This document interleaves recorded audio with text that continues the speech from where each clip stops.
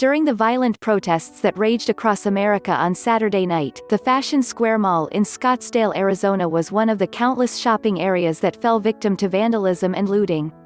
What made the scene in Arizona different, however, was that the footage caught on screen wasn't just captured by news crews, but also by infamous YouTuber Jake Paul. Footage of Paul among the scenes of protesters looting was shared in a series of Instagram posts by Paul's videographer, Andrew Blue. Although the posts have since been deleted, they showed Paul walking through the mall as protesters began to act destructively. Paul's own social media posts included videos of police officers, who Paul repeatedly refers to in explicit and confrontational language. The videos do not make it appear Paul joined in with the others who were damaging the property, yet the negative social media reaction was swift. In response to his critics, Paul denied that he participated in the looting, and tried to explain his actions in a post on his social media channels.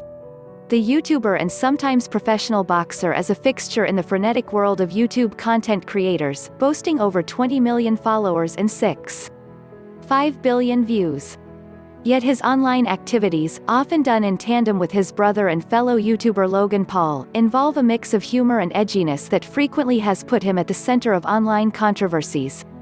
But perhaps none of his past controversies are as big as the hot water he found himself in this past weekend.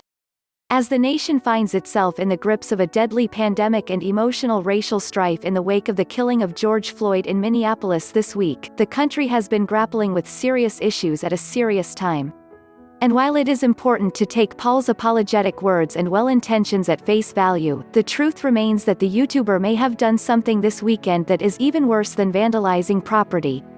While the violence that has shocked the nation has grabbed most of the headlines this past weekend, it's important to remember that it is the protests of excessive police violence that are at the core of this national trauma.